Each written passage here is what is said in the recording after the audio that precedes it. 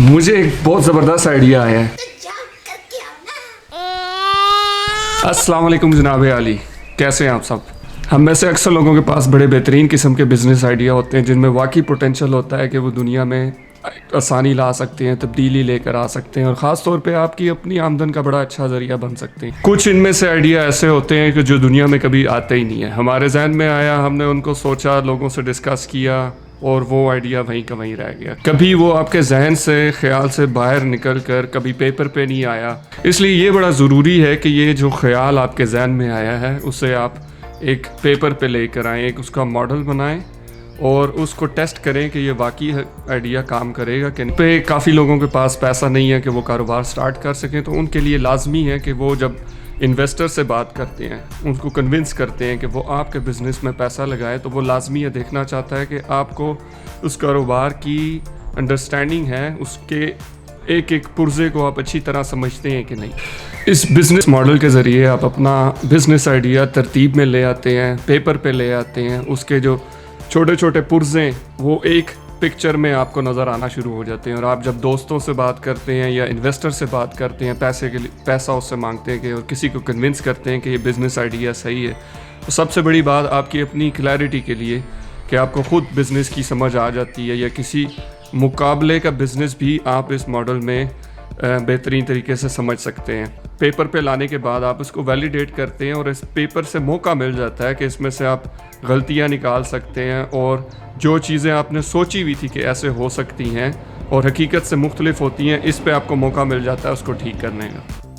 तो जनाब, business model canvas बनाने के लिए कोई लंबा चौड़ा काम नहीं, आपको कोई सॉफ्टवेयर नहीं चाहिए। सिंपल पेज और पेंसिल लें, उसमें एक लकीर नीचे लगानी है। 9 खाने आपको टोटल चाहिए, तो 4 लकीरें ऊपर लगा के 5 कॉलम ऊपर आ गए।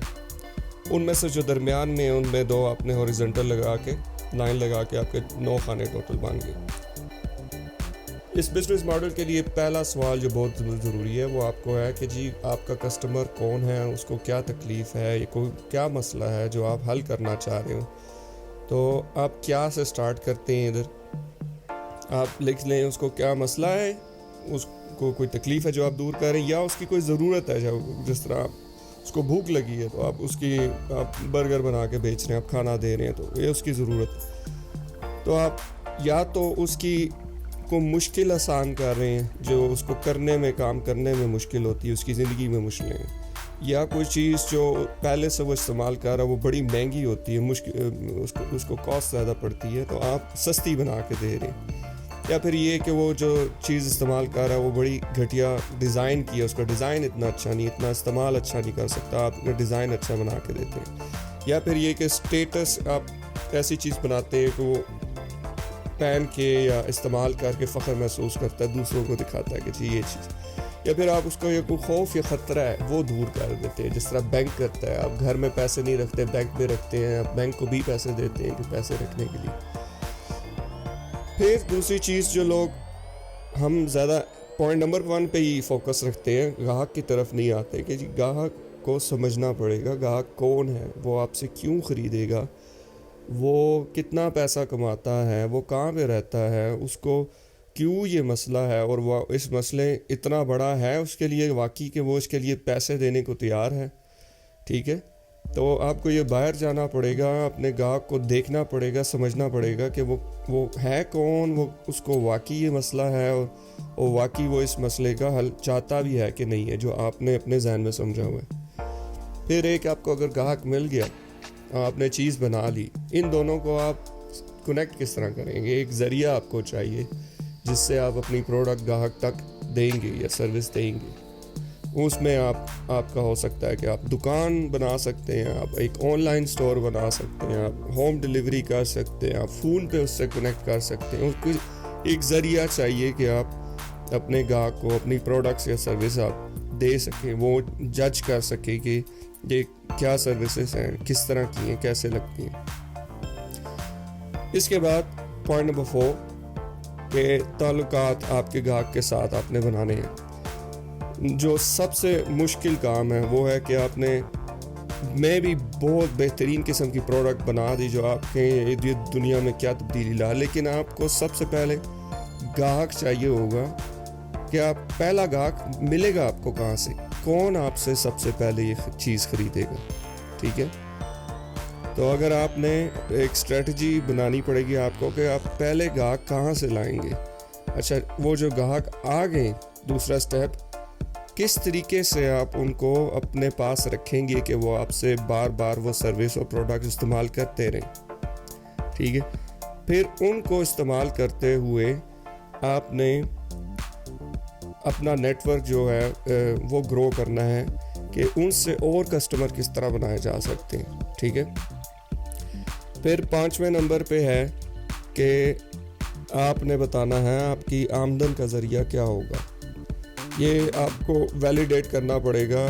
इस पे एक मैं अलग से वीडियो बनाऊंगा डिटेल में कि ग्राहक किस चीज़ पे पैसा देने को तैयार है। हो सकता है आप बाहर जाएं, आप इंटरव्यू लें और ग्राहक के हाँ ये चीज़ भी मुझे पसंद है, ये चीज़ भी मुझे पसंद है, लेकिन जब आप उसे कहें कि ये 200 रुपये की है, ये आप ख़रीद लें, तो नहीं मुझे पसंद है लेकिन मुझे इतनी ज़रूरत नहीं, मैं इस पे पैसा दे नहीं सकता। ठीक है, मुझे नहीं चाहिए।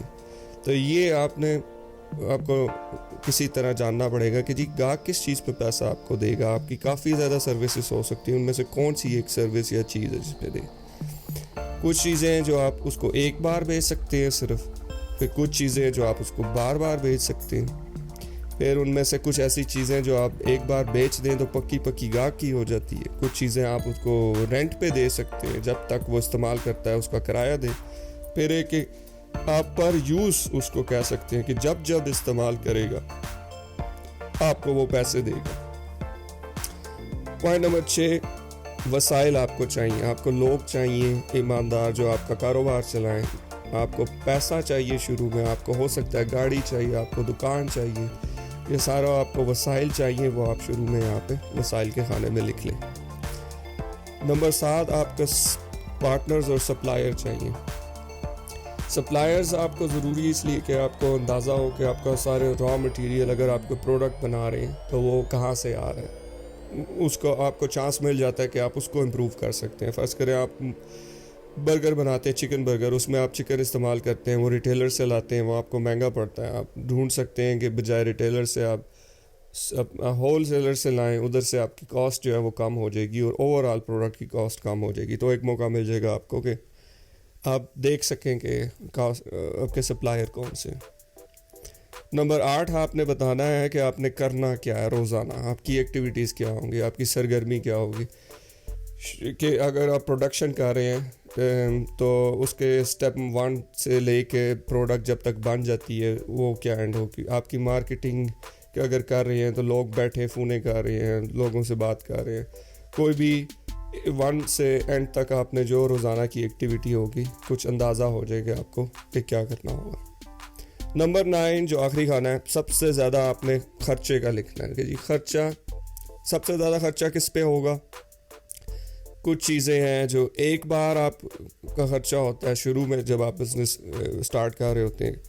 कुछ चीज़ें ऐसी हैं जो जब पूरे बिज़नेस का दौरानिया, जब तक आपका बिज़नेस ज़िंदा रहता है तब तक आपका खर्चा होता रहता है। उसमें आपका 2 किस्म का खर्चा हो सकता है। एक होता है फ़िक्स लगातार, जिस तरह आपका दुकान का किराया अगर वो फ़िक्स होता है, और अगर आपका कुछ खर्चा होता है वेरिएबल होता है। तो आपने सारे खर्चे यहाँ पे एक दफ़ा लिख के रखें।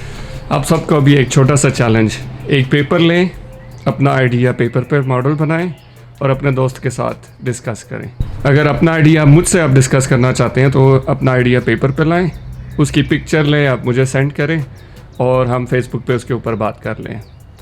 मिलते हैं फिर दोबारा।